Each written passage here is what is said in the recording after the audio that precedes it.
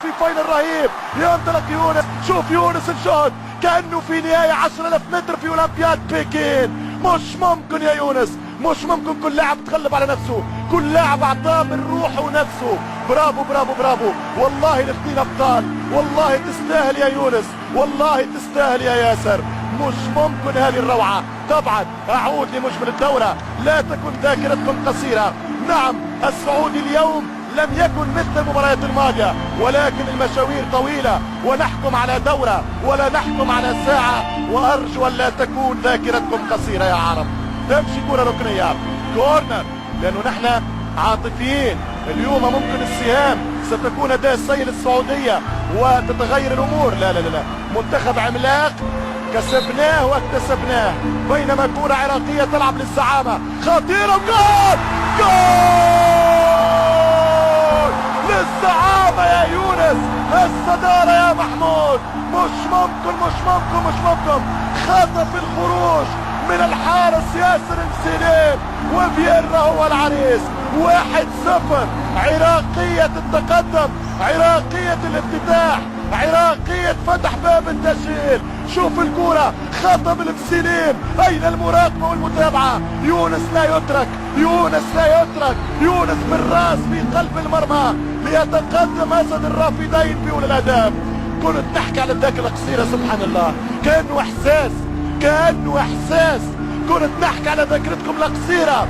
نعم العراق اليوم افضل، وهذا هو التأكيد. 1-0 الجول، مشات من هوار، اضربها يونس. 1-0 للعراق. اذا تتغير المباراة، تتغير في اقل من 20 دقيقة. هل هو الهدف الحاسم من محمود يونس، ام انه الفريق السعودي له الكلمة؟ ما زالت المباراة محمود يونس يتعادل 4 اهداف مع ياسر القحطاني في زعامة الهدافين.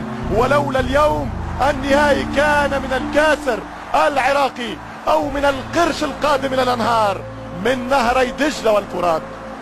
اذا 1-0 في وقت من الاوقات. لو ضاعت فرصة اخرى للعراق كنت الحذر في نفسي، في الكلمة المعهودة مني المألوفة عني، انه اللي يضيع يخسر.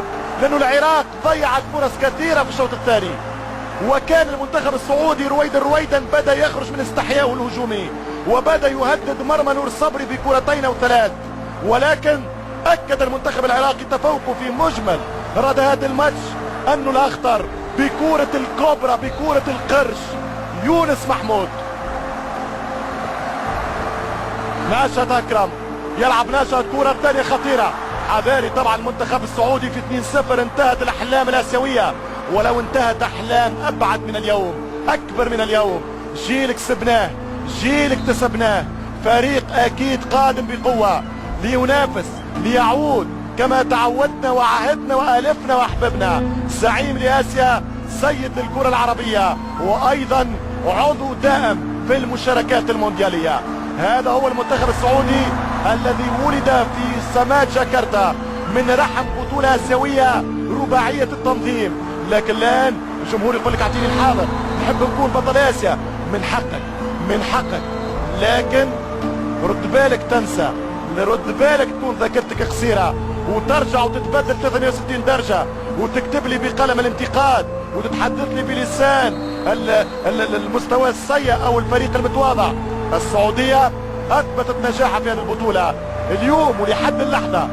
واضحين، امينين في الكلمة، متأمنين من ادارتنا ومسؤولينا وجماهيرنا ومشتركين ان نقول الواقع.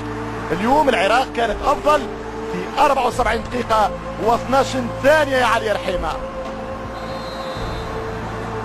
اذا تمشي كرة مخالفة للصقور الاخضر في تغيير ثاني من انجس.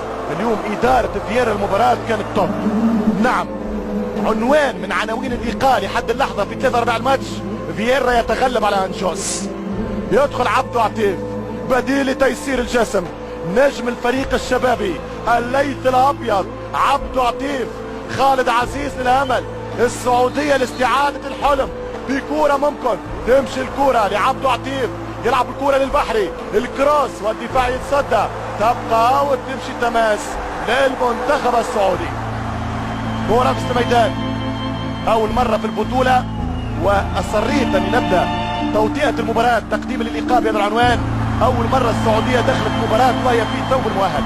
لا ننكر ان السعوديه اليوم كانت مرشحه حتى على الاقل 55 مقابل 45%. هذا الضغط النفسي، هذا الترشيح، هذا الدخول في ثوب الفائز هو منقول اثر على اداء منتخب الصقور اليوم. ما فيش كلام، ما فيش كلام. بينما تدلل سلام جمال كمال للهداف المتكامل يونس محمود. 1-0